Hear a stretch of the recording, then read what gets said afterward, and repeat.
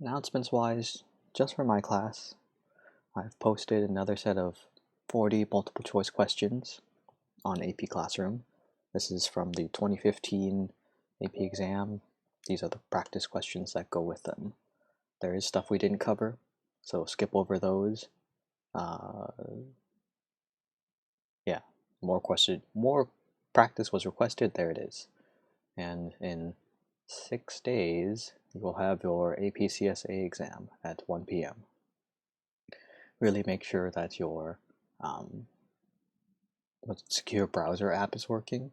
If you haven't taken a look at the 40 multiple choice from this assignment here, be sure you do. I'm going in and I'll update the progress on them. At least it should say in progress. There's a couple people that haven't started it yet. You got like 5.5 days to do so. The main focus of today's class will be going over the ArrayResizer FRQ from the most recently released set of FRQ practice questions that the College Board released. I'll do it on my tablet, kind of emulating what I would write on scratch paper. I'm too used to writing code by hand, so that part will also be written by hand, but you guys get the luxury of typing it out. Maybe it saves time. Are there any questions, requests for review before I talk about this ArrayResizer?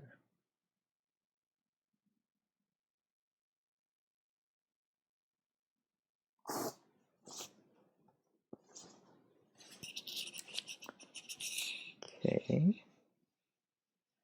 Friday's class will be another quizzes, kind of like the one you took last Friday, where we give you questions that you've kind of seen before, but we changed them a little bit that causes you to think about it a little bit differently. Quizzes on Friday.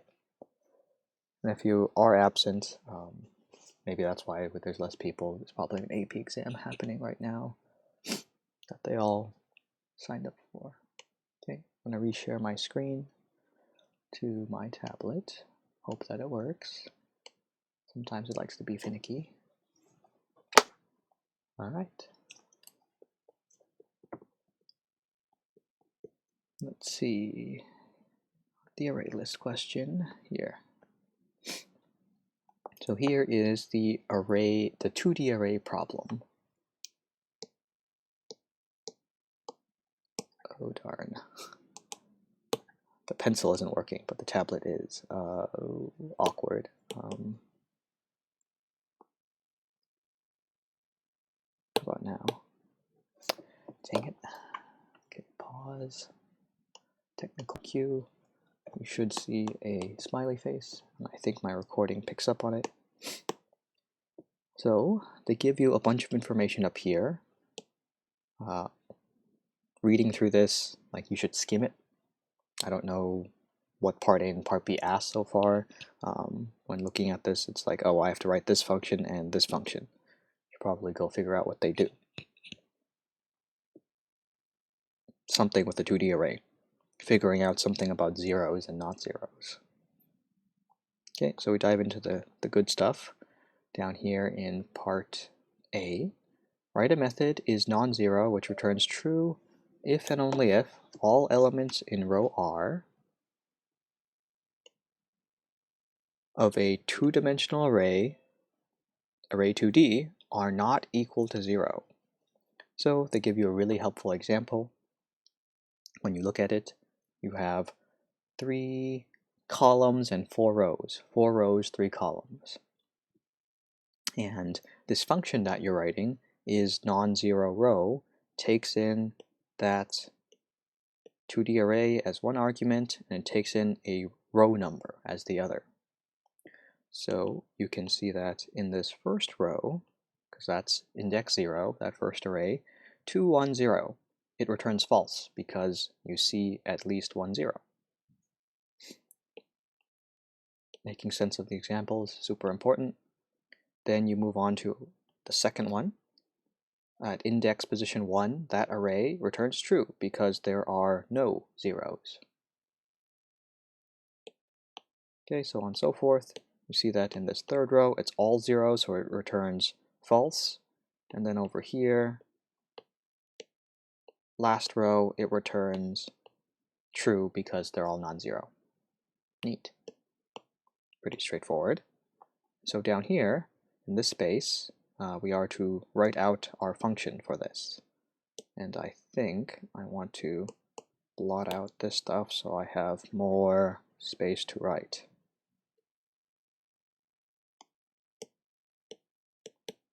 Okay, so first off, perhaps on my scratch paper, or perhaps on that little typing window text box that they give you, I would first write out my plan of attack, my strategy, maybe with little comments so I can leave them in. It could help the grader in reading your program, and they would appreciate that. Comments won't affect your program, but still helpful for the person reading it and for yourself in terms of organization. So I have my 2D array, I have row R. Like one of the first things that's going to be important is I need to access my array of interest.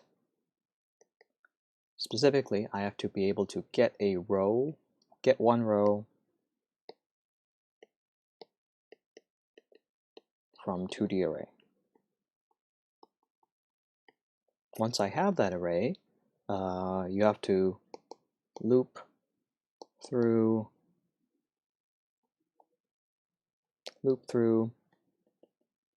array of interest, check to see if any elements equal 0. Perhaps I should indent that a bit, but like found 0. So if it equals 0, return false. If all, okay, emphasis here, all are not 0, then you return true. That's my plan of attack. So one thing at a time, let's break it down. How do I access my array of interest? That would look like doing array 2D, because that's the name of it, square bracket R. That's how I get my array of interest. That's going to be important because as I loop through this into I equals 0, I is less than that specific array's length, semicolon, I plus plus, okay, so there's my loop, nice. And inside all this stuff, I need an if statement that checks to see if I found a 0, right? Check to see if elements, so over here, that's going to be row column access. All these kids joining in late. So now I must do something like array 2D R, okay, and now I have to go access individual elements. So I have to add in a second set of square brackets and do I. Okay, if that equals 0, I return false. And just for organization's sake, I'm just going to remind myself this is the end of my if statement, this is the end of my for loop. All right, now here's the tricky part. Notice that I put all here, right? If all elements are non-zero. Can you tell me why, if I put my return statement like over here, why this is a mistake? Looks about right. Okay, but this would not work correctly. For those that are paying attention, why is where I put my return true in purple incorrect?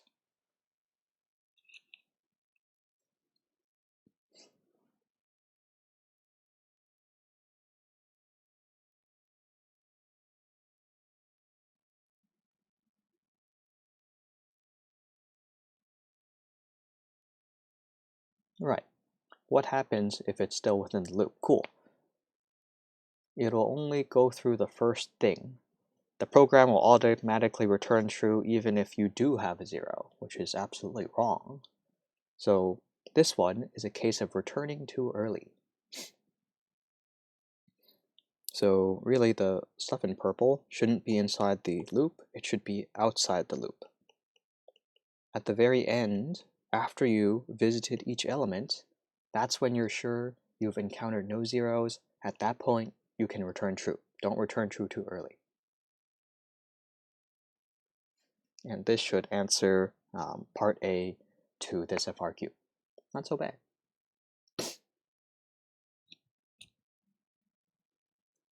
Some tips. Remember that you get a point here for returning the correct type, regardless of whether or not that's right or wrong. So maybe when you start, you can, like in this case, we didn't need a variable, that like a temporary variable or an answer variable. But you could have put return true at the very end, and you would have gotten like at least 1 point on this rubric, because you matched it to the return type up here. Questions or comments? Zoom out a little bit.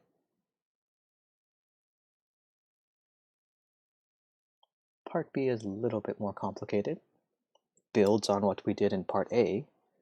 They give you a bunch of stuff. Making sense of that could be a challenge. Okay, so I'm scrolling down to part B now. No questions.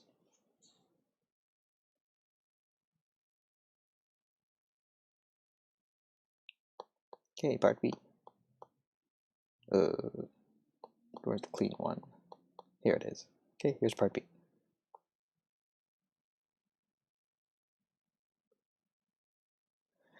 So in part B, write the method resize, which returns a new two-dimensional array containing only rows from array 2D with all non-zero values. The elements in the new array should appear in the same order as the order in which they appeared in the original array. The following code segment initializes a two-dimensional array and calls it the resize method. Same 2D array from before, 4 rows, 3 columns. Smaller stores the resize call, and so then we're left with 1, 3, 2, and then the second array has 4, 5, 6. A helper method, num non-zero rows, has been provided for you.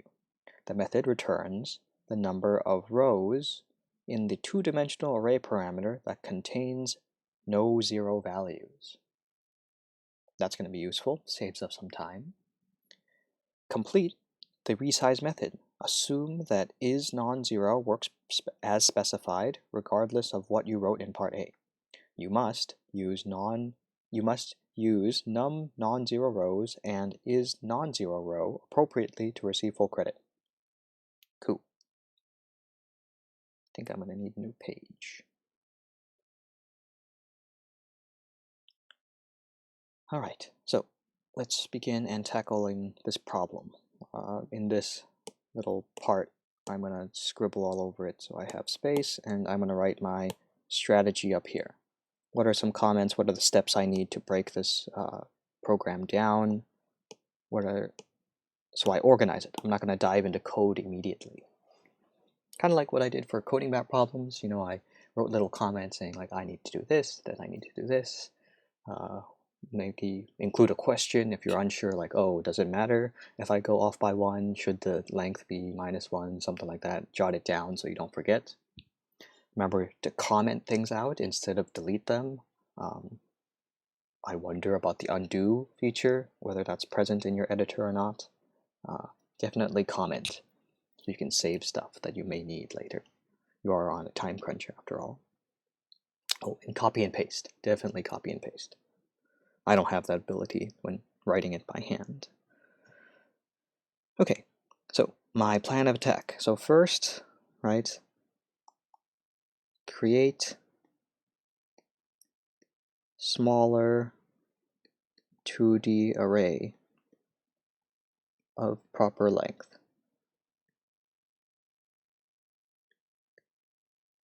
So that means correctly sized rows and columns. Then at the very end, I'm just going to remind myself, return smaller 2D array. And already I would have gotten like a point on part B because I created the little container smaller that's of the proper size, and then later I returned it. So I'm looking at the return type here, right? They wanted a 2D array, I gave them a 2D array. For the hard stuff, in between, right, now that we have the correct size of smaller, we got to fill it in. So then I have to copy over the arrays that have no zeros in them.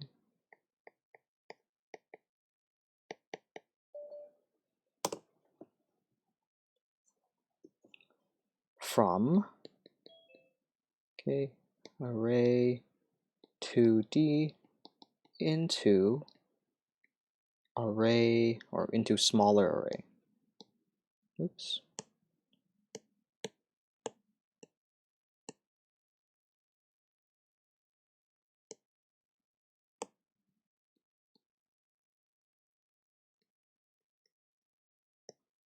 All right, so that's a loaded statement right there. There's kind of a lot of code going on. But there's my 3 comments. That's my strategy. So I'm going to scroll down ever so slightly. Let's begin implementing this. So create smaller 2D array of proper length. Int square bracket, call it smaller, equals new int. Now I gotta figure out, how many rows does my smaller array have? Looks like they gave us a useful function for this right here, right? This helper function, num non-zero rows. It tells us what we need, the number of rows that are non-zero. This is when I would jump back to that original page, that first page, because it shows you that function call right here. Okay. Num non-zero rows, it takes in a 2D array, returns the number of rows. Okay, just to be sure, that's a function they gave us that I have to assume works, so I can put that into here. Num non-zero rows. The input to this function is array 2D. So maybe that's like very long. You could make a separate variable here, right? And call it int r for rows equals all this junk.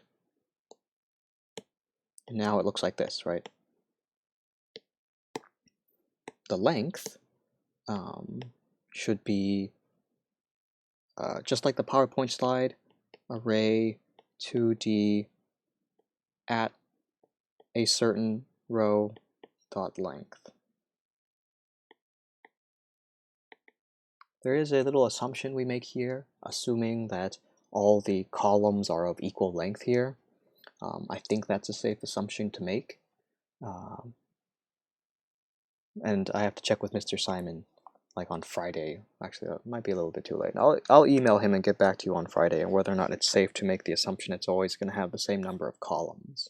I'm pretty sure that's the case, as this problem becomes a lot harder if you had to figure out what the largest number of columns are in this 2D array.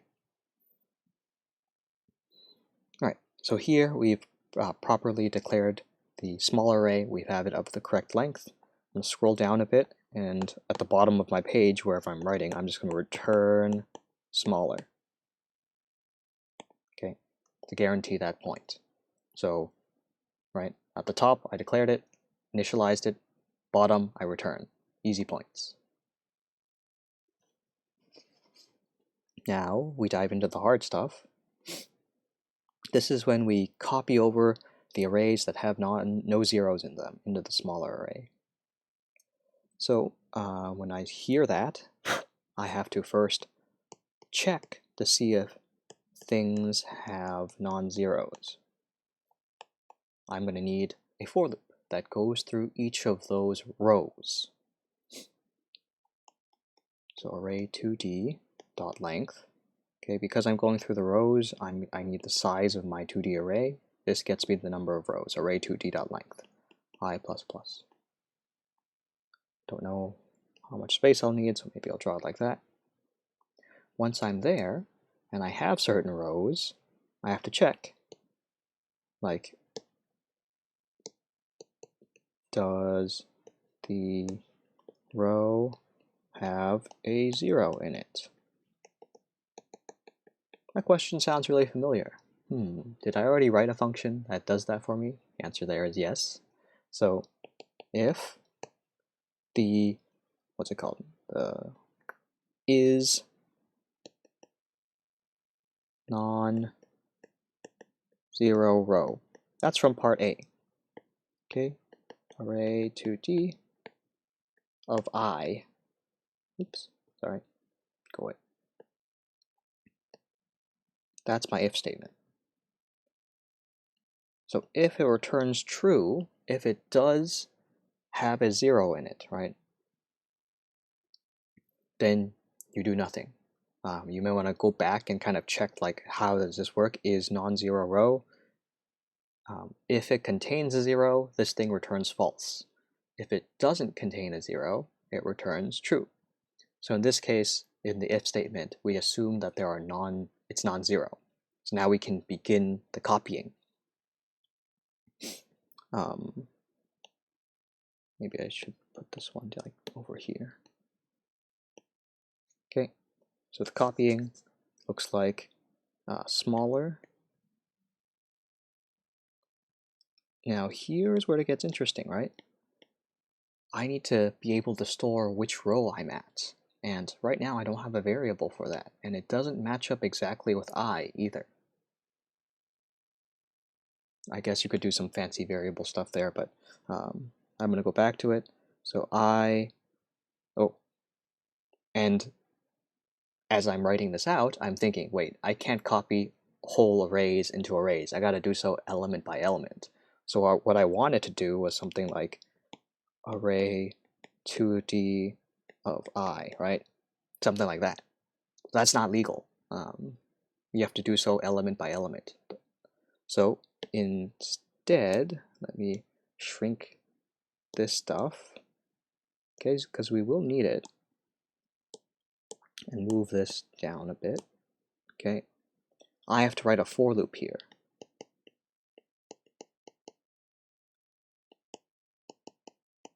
Okay, and this for loop is going to walk through all the individual elements of my specified array2d at position I dot length j++. Okay, now I can go ahead and copy individual elements over. Make this a bit bigger. Move this aside, give me some space. Now I know I have column numbers now. And for this one, I'm at row I, but now I go through part J, and I'm almost there. Notice the rows of smaller. That's going to be an interesting point, right? Because smaller has less rows compared to your original 2D array. So one way to handle it is to create a temporary variable, I don't know, count equals 0, and have smaller being copied at count. And once you're done copying, right, inside this for loop, right here, after you're done copying, do count plus plus. Increment count, so it's ready to copy over the next thing in the proper row inside your smaller array. I guess you could have done some index manipulation, maybe done like size -1. Actually, no, sorry, I'm misspeaking. Never mind. You write a temporary variable. There are other ways to go about this, but maybe that's most straightforward, at least to me. So I wrote a count that helps me keep track of where I am in my smaller array. I need this because it's different than my 2D array.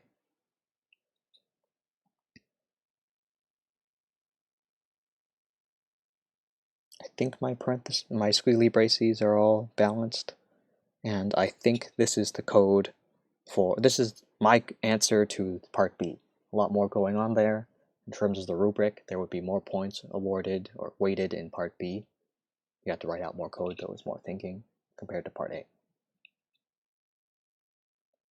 Questions or comments?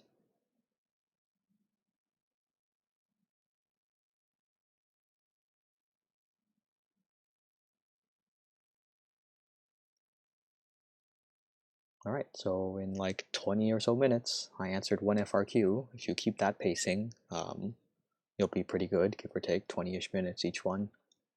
4 FRQs, 90 minutes total. Yeah, well, okay, be careful on when you put I, right? Because I grows too quickly, right? If you wanted to use I here, like array 2D has like 4 things inside, right? Smaller only has like 2 spaces. So when I gets to like down here, I equals 3, there is no third row, or there is no fourth row in smaller for you to copy it over, right? There's only 2 spaces in your smaller array. You see why we can't use I instead of the count variable? You have to use I and then like manipulate it in some way so it like keeps track of this. Like some kind of crafty subtraction maybe, but rather than try to think about that, let me just make a variable, save some time. I know the variable it's a separate job, so make a new variable for it. Other questions?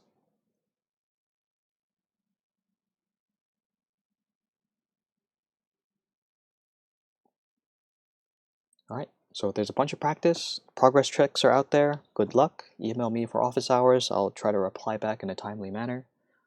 Good luck on your other AP exams. I'll see you back here on Friday for quizzes. Take care.